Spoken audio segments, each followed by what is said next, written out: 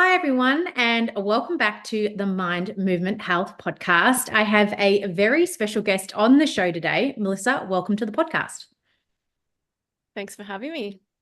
Well, we were just saying off air, I'm super excited to have you on today. We're going to be chatting about UTIs and everything that comes with that, and hopefully how we can prevent them and, dive into the research that's coming through now. But before we do, can you please introduce yourself to our listeners? Sure. So my name's Melissa Kramer. I'm a PhD researcher at the University of Reading in the UK, and I'm also the founder of a women's health research organization called Live UTI Free. But my journey in women's health really started with my own experience with chronic UTI that lasted for about 5 years. And during that time, I saw doctors all over the world. I was very frustrated by how little help they were able to give me and the fragmented information that I found online. I managed to find a way through it myself so that I recovered from my symptoms. But at that point, I was so determined to start something that would make change in this space. So now I lead a team of researchers in different countries, all working to make change in this area of women's health. I mean, we've been doing a lot of research in patient impact and the impact on quality of life or their experience, and developing assessment tools so that other clinicians and researchers can better measure the patient experience. So it's really great to be able to talk to you today about how important this topic is, because it is far more common than people tend to realize, I think. Agree. And I think I was just saying off air, my mum she used to battle with UTIs quite a bit. I've had lots of friends that have had issues with them. Mm-hmm. I thankfully have been very lucky not to have one, touch wood. But in saying that, I have felt like it's going to come on and Mm-hmm. then it hasn't. But I know this is something that, women frequently have to deal with. Do you have any stats on how common they are? There's a lack of research in this area, especially when it comes to recurrent and chronic UTI. But what we do know is that about half of all women will experience at least one UTI in their lifetime. And around 400 million people have a UTI each year, 90% of which are in females. And then from there, about 50% of UTIs will result in recurrence. And every time that you have a recurrence, the likelihood of another recurrence increases. So you can see how the problem kind of escalates. So we don't have overall numbers of how many people are stuck in this recurrent or chronic UTI cycle, which would be really good to know, because then it would help with research funding. But it is the most common adult bacterial infection, so it should be taken seriously, and it's part of the antimicrobial resistance crisis. So we really need to be putting energy into research and for better treatment options and non-antibiotic treatment options, because many patients are now getting to the point where they do have a problem with multi-drug resistant UTI, and they've been told they have limited or no options for treatment. So it's becoming more serious in the background, I think. Another thing that people don't really think about, because it's not seen as a serious infection, but it can escalate and it can be long term. And you mentioned chronic and reoccurring. What is the difference between chronic and reoccurring UTIs? It's a tricky question because there's no medical consensus on these terms yet. But recurrent UTI is usually defined as 2 or more episodes in 6 months or 3 or more in 12 months. And when people say chronic UTI, they usually mean a persistent infection, which means an infection that isn't properly eradicated with treatment and then it remains in the bladder. If there is a persistent infection, it could cause episodic symptoms, or for some people, the symptoms are quite continuous. And when we say persistent, it's often also referred to as embedded, which means the organisms have attached themselves to the wall of the bladder in a structure called a biofilm, or have embedded themselves within the wall of the bladder in an intracellular bacterial community. And both of those can be very difficult to treat. The immune system has difficulty eradicating those types of embedded infections, and antibiotics can't reach them very effectively. So many people are kind of left without treatment options, or trying very long-term treatment in order to try to help their bladder heal over time. And you mentioned that UTI is a bacterial infection. How do we get UTIs? How do they sort of tend to occur? Mainly, the theory is that it's an ascending infection. So it's most commonly caused by bacteria, but it is also possible for fungi, viruses, or parasites to be found in the urinary tract. And the theory is that they mostly ascend from the urethra, from the external genitalia. So organisms could come from anywhere in the environment, or they could come from the vagina or from the digestive tract. And then they ascend I don't know why I said that. They send the urethra into the bladder and maybe colonize there. But there's still so little known about this because until 2014, we didn't even know there was a urinary microbiome in the female bladder. Now that we know that there is one, we kind of have to reassess everything that we knew before because the bladder and urine are not sterile. That means we don't know what antibiotics do to that microbiome. We don't know whether we can replenish it, and we don't know what should and shouldn't be there. And so it's a much more complicated question when we're talking about what causes UTI and how it occurs. For many people, it could be that their microbiome enters a state of dysbiosis. So maybe it's something that was always there and something changed, rather than a new organism was introduced. So it's very complicated. And we're actually doing research on this right now with Professor Alan Wolf at Loyola University and his urinary research team. So they're based in Chicago, and we're doing a project called the Bladder Biome Project, where we're looking at the microbiomes of 1,000 bladders, people that have recurrent or chronic UTI and people who don't, so that we can try to compare it. And we're also looking at a group of people over time who've collected a urine sample every day for 40 days.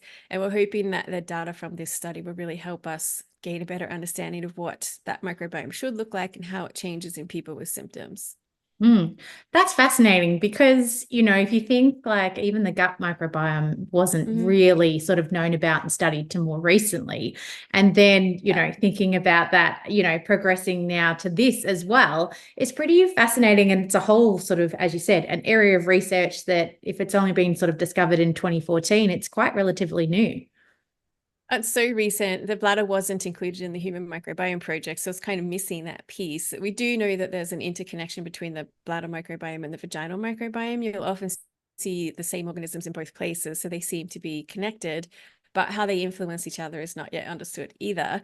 So a lot of people in our community talk about having a cycle of a UTI followed by a yeast infection or bacterial vaginosis, and it just goes back and forth. So they might treat one and get symptoms in the other, or always get symptoms in both at the same time.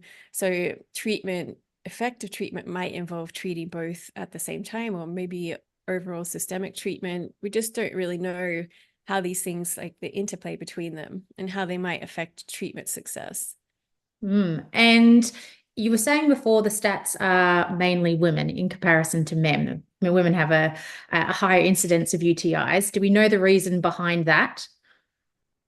I think it's an interesting question because the most commonly quoted reason is that the female urethra is shorter, so organisms have less distance to travel to the bladder. But that is so simplified and is almost certainly not the whole picture. And I think one of the reasons that we know that's not the case is because hormones play a role in the prevalence of UTI, and we see that across the lifespan of females. So they're more likely to get UTIs in their early 20s or in perimenopause or menopause, which indicates that that hormonal link is strong. And if it was just about the urethra length, you would see this prevalence across the whole lifespan of females instead. But we hear from a lot of people who have UTI symptoms specifically at times of their menstrual cycle. So that's something, an area of interest, it's area of research that's very interesting. And we need to look at that more, and whether hormonal therapy could support women at different ages, depending on where they're at, and what their symptoms are, and whether it's linked to hormones or not. Well, that's very interesting too. I've had a few clients that have gone on to HRT, in their sort of perimenopause, early menopause stages. And they've reported, because being a Pilates instructor, they're coming in, we're working pelvic floor and things like that. They've reported to me that they've had higher incidences of thrush since going on HRT. They haven't necessarily mentioned UTIs, but it's interesting that there's, obviously a link, there's a link between UTI and, as you said before, people having potentially thrush at the same time. And yeah, even just, in common practice, I've been hearing that there's been a higher incidence of that with potentially relation of going on to HRT. Yeah, we do hear that too. And some clinicians say that can adjust over time. So it can settle down when you first start HRT or vaginal estrogen. Some people report thrush that kind of subsides after a few months. For other people, I think it's an ongoing issue, but that's just, it changes the whole environment and the balance of things. But it is quite a successful treatment. It's one of the only treatments for long-term UTI that actually has really good evidence behind it. So we have a lot of people in our community who've had improved symptoms or have the UTIs important piece of the puzzle, but something that many clinicians don't consider when women come to them with chronic or recurrent UTI. And, you were sort of saying before about UTIs and sort of that microbiome being fairly new and, being researched. If that's all kind of fairly new, do we know how we can try to prevent it if we're not sort of 100% sure of the causes sometimes? It's also a tricky question. It's also important to acknowledge that it's not possible to guarantee that you won't get another UTI. Even if you figured out a routine that works for you, it's just the same as getting a cold. You could pick up organisms from the environment, you could get a UTI at any time, but it does help to better understand what's going on.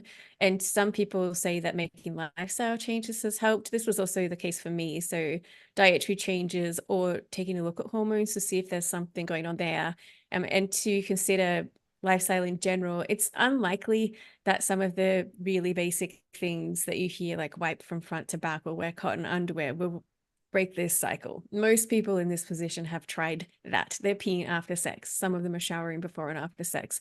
They're drinking a lot of water. They're taking every supplement you can imagine, and it's still not helping.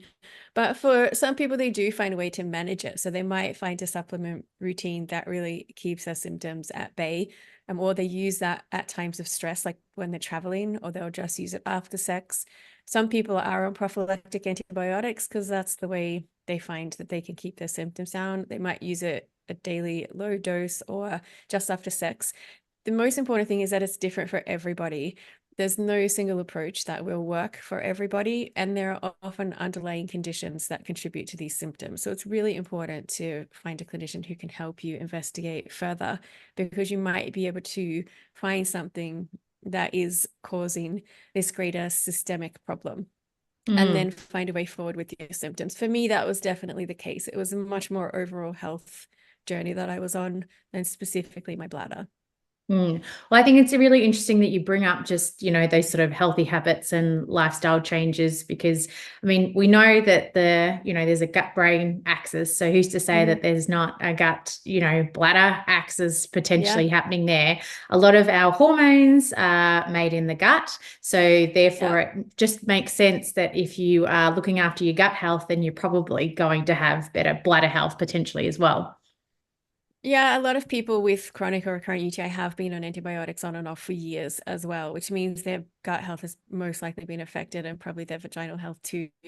But it's interesting that you brought up the UTI brain connection. We don't have any research to support that yet, but our research into symptoms has shown that many people have these symptoms, like cognitive symptoms or mood changes, and just general feelings of unwellness or fatigue that is linked to UTI. So there are clearly a whole range of symptoms that come with that, and it could be something like the gut-brain axis. We don't know yet.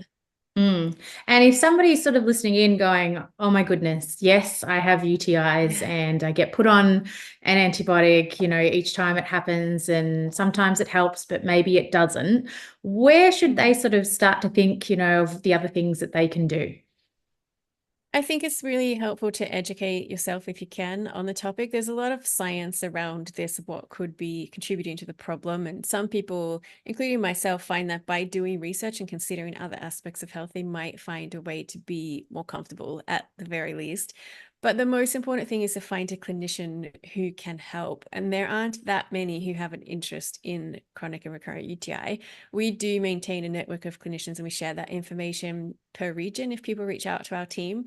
And finding a clinician who can really continue that investigation with you and understands the problem and does not tell you that it's in your head or that it's not serious and that you should just try drinking some wine or doing some yoga, that can be the first step on finding your way forward and finding a way to recovery.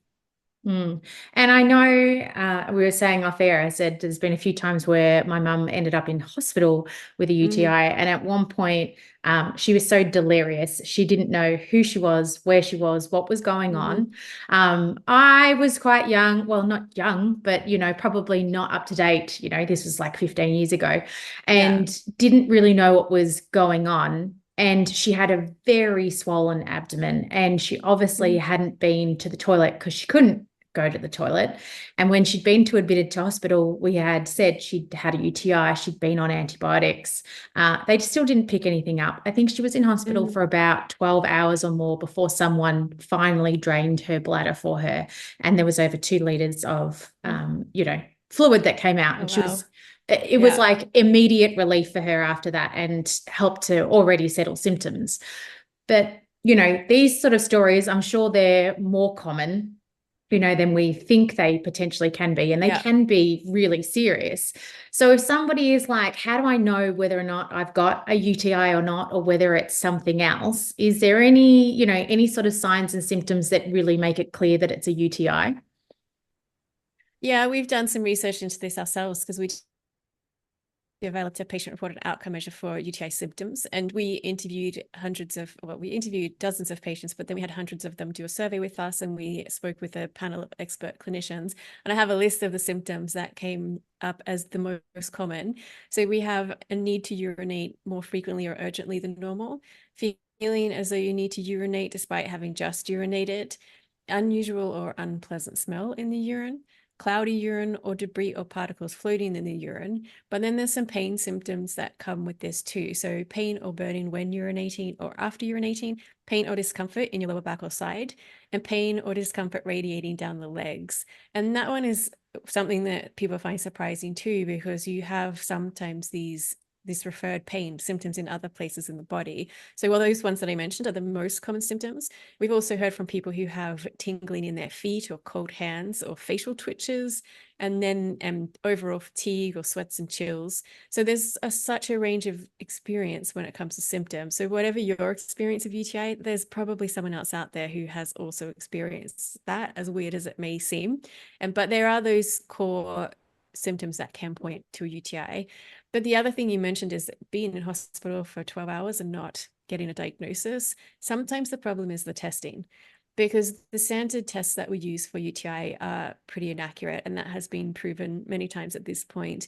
The standard culture can miss up to 50% of infections, and that means someone could have a UTI, get a urine culture test, and still get a negative result.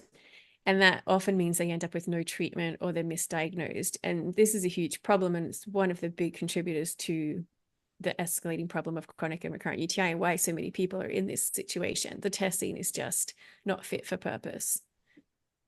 And is it the more research you do, then the better the testing is going to get? Or is there better testing out there? And as of yet, places just aren't adopting it because it may be more expensive or harder to come by? It's a bit of all of that. There are other types of testing available, more sensitive or more advanced types of technology like PCR testing or next generation sequencing. None of those tests have been approved for clinical guidelines yet. So they're often viewed as somewhat experimental by clinicians, but many more clinicians are starting to adopt these tools because it can detect more of what's in the urine. In the case of whole genome sequencing, it should be able to detect basically everything that's there. But the problem with that is, now that we know there's a urinary microbiome, how do we know what should and shouldn't be treated if we see that? And how do we know what's causing the problem? If 8 or 100 organisms show up on a test, how do we know which one is good or bad? Even if it's in a higher amount, that doesn't necessarily mean it's causing the symptoms. So it's a very complicated problem. And there are a lot of researchers looking at that. That's part of our work with the Bladder Biome Project, to try to get to a point where we can make better recommendations of these types of technologies. Because right now it comes down to clinician experience, which is really why it's important to find a clinician who knows what they're doing with this type of problem and how they can help, or at least what they can try. Most of them are not 100% confident they can fix the problem, but they will try different approaches and they will listen, and they do understand that it is a UTI or that something is going on, and they don't dismiss people's symptoms, which is the most important part, feeling like you're listened to. That's the thing that patients bring up the most. Once they find a clinician who will listen, even if they can't help, it makes a huge difference. And I know the last time that my mum was in hospital with a UTI, she was put on an antibiotic, but she was on the antibiotic for 3 days with still not getting any relief. And then they got other blood test results come back to say, well, this is what we were told anyway, that, oh no, that was the incorrect antibiotic that she's been on. They swapped her to a different one after 3 days, and then that one started to help. So, my mind being in the sort of nutrition and health field is like you're getting antibiotics that aren't working, that are already sort of, affecting your gut health and being on them prolonged, and then swapping to a different one, which again can't be good. Is there any way to know what is the right antibiotic to take, or is it very individual depending on the person? It's dependent on the organisms, and that still comes back to the problem. If it's there, it doesn't mean it's causing the symptoms, but it is an educated guess. If you can, like, the goal would be to have a test that is much faster so that you don't have to put people on a broad spectrum antibiotic or a first line antibiotic and hope that it works, and then maybe change later and expose them to a whole range of antibiotics. But we're not there yet. And that would be one piece of it, to have a faster test, and then to try to get to a point where we can also show causation. So right now, all we can do is do a sensitivity test, see if the organisms are killed or stop multiplying when they're exposed to an antibiotic. And if that happens, that hopefully is the right antibiotic. And in many cases, it probably will help, but it's still not the overall answer. We're just missing some of the pieces. And so hopefully in 5 to 10 years, we might have a test where patients can go to a doctor, get a test on the spot, find out the right kind of treatment, and take that straight away. But we're not there yet. But I should say, for many people, it does work. The first antibiotic they'll take will clear their symptoms. They'll never get a UTI again. That's the ideal situation. We're just seeing more and more people that is not the case for. And I guess it's sort of, as you were saying before, as we use more and more antibiotics and people can potentially build up resistances too, then that can have an effect of the outcome of the treatment or the antibiotic they take. Yeah, and so the resistance to antibiotics is the organisms themselves. So if you're taking antibiotics a lot, you likely have antibiotic resistant organisms inside your body, and that could impact that bacterial community later if you take the same antibiotic again, because they might have those characteristics still. And there are different ways that plays out over time too. So organisms might lose that resistance over time if you stop being exposed to that antibiotic, but you don't know that. And there are so many antibiotic resistant organisms in the environment and in food that it's just becoming a problem, like, across the board, basically. In all areas of healthcare, and the general sort Yeah, of exactly. consensus is, try not to take antibiotics if you don't need them. But I think, on the flip side, there's a lot of, public opinion, and maybe sometimes it's sort of those old school, beliefs too, that if I have an antibiotic, it will cure everything. So no matter what I get, I should take an Yeah. antibiotic. Yeah, that definitely happens. But the other problem is that because of antimicrobial stewardship, where we're trying to reduce the uses of antibiotics when they're not necessary, people, or women especially, in these situations that probably do need antibiotics, are having them withheld because of this stewardship movement. And that is leaving a lot of people without treatment and with really impacted quality of life. So they're not able to work or concentrate or do their daily activities or take care of their kids or even have a sex life at all. And some of that is because nobody will give them the treatment that they need. So I think we really need to think about the antimicrobial stewardship in the context of patient quality of life, not just in the greater good context. And a lot of women are very frustrated by that. We've done surveys where we've seen that women have been told that they're not going to get an antibiotic basically for the greater good, which doesn't take into account their situation right now and their quality of life. And that's very important, obviously, too. So I guess too, that's where, as an individual, if you can find a doctor that listens to you, can really work with the symptoms that you have, and, Yeah. be, really logical and, logistical when it comes to, do we need an antibiotic for this or not, then that's going to Yeah. be much better than just, trying to call the doctors and book into a doctor you've never seen before and you don't have that report with. Yeah, exactly. And what you said, it's symptoms, right? So if you have symptoms, even if you get a negative test result, the answer should not be therefore there's nothing wrong with you.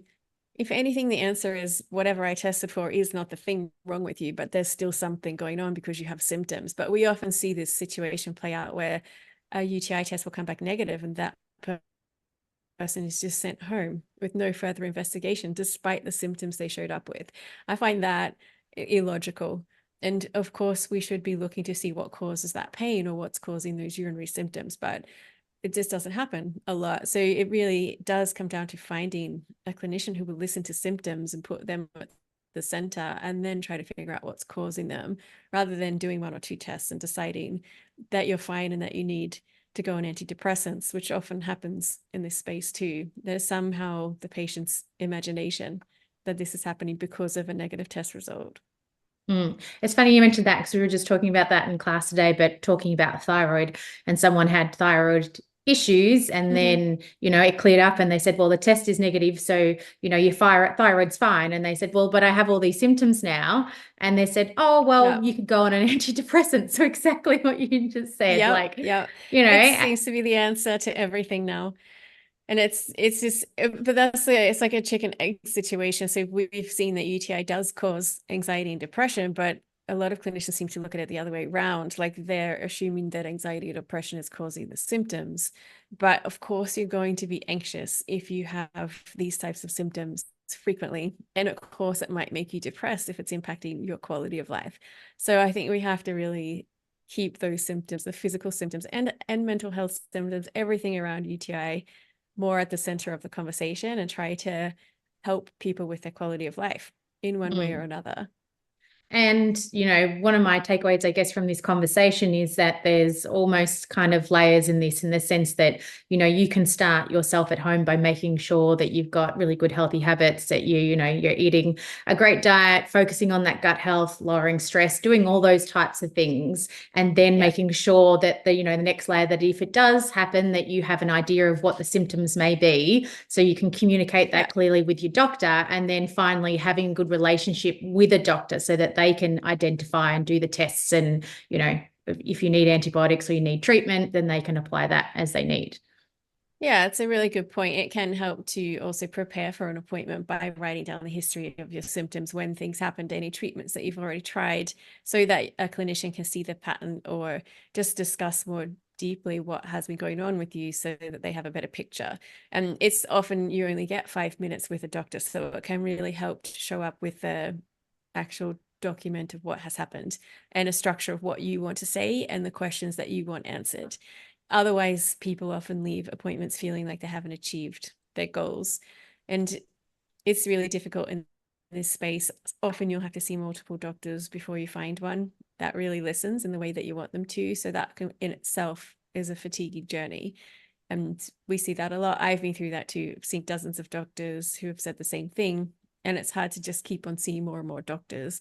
But hopefully, like with help of our community, there's also an organization called Chronic UTI Australia, and they have a great website that can help people out over there too. So there's a few groups around the world trying to point people in the right direction and help educate clinicians, and hopefully we can kind of shift that for patients in the future. And we've talked mainly sort of about women and different ages of women getting UTIs, but I've also had some clients that they've had kids that have gotten UTIs. So babies, but then also, toddler sort of 2 to 4 age as well. Do they know much about, again, is it the same sort of symptoms in kids? And, I'm assuming the occurrence is lower in children, but, before they had sort of mentioned that to me, I hadn't actually even thought of UTIs occurring in children. Yeah, apparently it's fairly common, and it's a different approach that clinicians will often look at constipation to see if that might be contributing to UTIs in a child. But where there is a support group on Facebook for children with lower urinary tract symptoms, I could share the link after this if you like. Because there are more and more parents looking for information for children who have gotten into this cycle of recurrence or with chronic symptoms. And because children are often too young to communicate the symptoms, it's not always clear what's going on. But it is a really important topic, and it can be just as difficult for children to break that cycle and then to find the right kind of testing. So I'd say it's just another version of what adults are going through. Well, yes, that link would be great. I'll link it up in the show notes for listeners too. So definitely head across there. And, in our interview today, we've kind of talked about various, different topics related to UTI, but is there anything that you would really like to highlight to listeners? Aside from knowing that the testing is not that accurate. So if you get a negative test result, it doesn't mean that you don't have a UTI. It means that you might not have a UTI, and you probably need to try to keep on looking for an answer. So it's important to keep on going with that investigation. But I also want to highlight that people do recover from recurrent to chronic UTI. We don't often hear those stories because once someone recovers, they're out there living their life. They're not in support groups or talking about the problem anymore. And I definitely took a year off after I recovered before I started working in this area, just so that I could have some quality of life for a little while. But we share some of those positive experiences on our site. So you can find those, and there is hope. I think that's really important because hopelessness about the future is a really big factor of quality of life impact that we see. So that's the main thing I want to highlight, that there are ways forward for a lot of people and it might be possible to recover. Well, I think that's really important to highlight. And I also think too, I know from my experience anyway, that there's probably a bit of a stigma around UTIs. Like people don't like telling people, like it's like, oh no, it's down in that area. I don't want to talk about it. And sometimes, people will tell me because we're, as I said, trying to, do exercise, and they can be quite uncomfortable if they maybe had a UTI or whatever. But I think also there may be still a bit of a stigma about it. So, it's good for women to know that, it does happen. There is treatment options. There is information out there if you need it. And, definitely speak about it if you need to as well. Yeah, that's so true. When I first started looking into starting this organization, I interviewed a lot of women and I found that everyone I asked either had a friend that had the problem or had the problem themselves. So it was far more common than I had ever imagined, but nobody talked about it. Now I feel like people are starting to talk about it a lot more, and there are places online. You can also talk to our team, and there's a lot more support out there, and we can provide a lot of resources. So I wouldn't want anybody to feel alone in this, because they definitely aren't. There are people everywhere. And if you are willing to start asking your own friends, you'll probably find someone who has a similar experience or has at some point in their life. I've definitely had heaps of friends that have had UTIs for sure, and definitely heaps of clients too. So, I mean, working in this field, I probably have spoken to a lot more. And then, as I said before, just with my mum, I had no idea how frequently they could occur and how terrible the symptoms could get. Like she was hospitalized a couple of times with UTIs, which kind of just blew my mind. Yeah, it can get quite serious. Some of the work that we're doing in the next couple of years is in older adults because there are symptoms that people don't recognize. So you mentioned like delirium or confusion, behavior changes.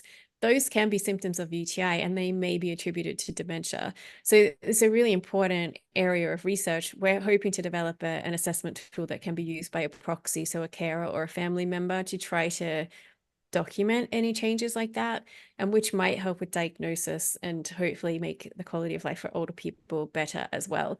And because so many people go through experiences like what you described with your mum. Yeah. And, with that sort of topic of future research, what are you super excited to sort of see it, the change or what you're sort of researching into? So we have the Bladder Biome project, which is looking at the urinary microbiome in people with and without recurrent UTI symptoms, which is really important. Then the work that we're doing in older adults, that's also a significant part of this. So we're hoping to develop some more tools for clinicians and researchers to use in clinical trials, and for their own quality of life research. There's a serious lack of funding in women's health research. So I think we've seen a bit of a shift in that over the last year. More projects that we're working on have gone ahead. So what I'd like to see is the funding more equal in women's health research like it is in men's. So we have this big gender bias in healthcare research, and we need to close that gap. And that's what we're really working on. So I feel like every single aspect of this problem needs more research, which is one of the problems. We don't have enough information about what should be in the bladder, what testing works, what treatments work.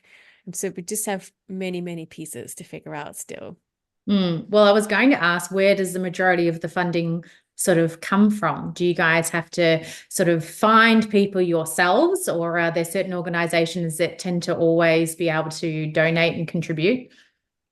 Yeah, so for us, it's a mix of things. We do a lot of collaborations with other partners who will fund the research. So we have this vast patient community who we can bring to research. So we do a lot of recruitment. When we get funding through projects like that, we'll often use that money to fund our own research projects. So we have a student placement program where we have masters and PhD students who will come and work with us for 1 to 3 years and do their research. And those PhDs or master's students will often have other funding. So they'll come to work with us with external sources of funding and help us get our research done. And it's been a really good way to kind of push forward women's health research without having to go through the hurdles of trying to find funding that doesn't exist. But there are some organizations out there who are willing to contribute to this type of research, and we're starting to have more conversations like that. So I'm hopeful for the next few years that we might actually be able to increase the amount of research we're doing and build our team and make a faster change in all of these spaces. Well, I agree. I think just in general, as we've seen, over history, most of studies have been on men because they're easier to test. All their hormones stay the same the whole time. So it's nice to see that things are changing and that more trials are being run, because these are really important topics that affect women on a daily basis. Definitely. And it is exciting to see more research being done in women's health. And some of the big pharmaceutical companies are also developing new antibiotics. There's vaccines in the pipeline. Bacteriophage research is really interesting. So there's antibiotic and non-antibiotic approaches being trialed, which hopefully means there will be more options available to patients in the coming years. And that's very exciting for the patient community, because many of them are just in this constant state of waiting for something else to try and hoping that the next thing will work. So it is exciting. It will just never be fast enough for patients. Nothing ever is, though. No, exactly. And not for clinicians either, I don't think, sometimes too. Yeah, it's true. Now, before we finish off, I always love to ask my guests that if there's one piece of health advice that you could give to our listeners, that after listening to this podcast, they could go off and instigate straight away, what would it be?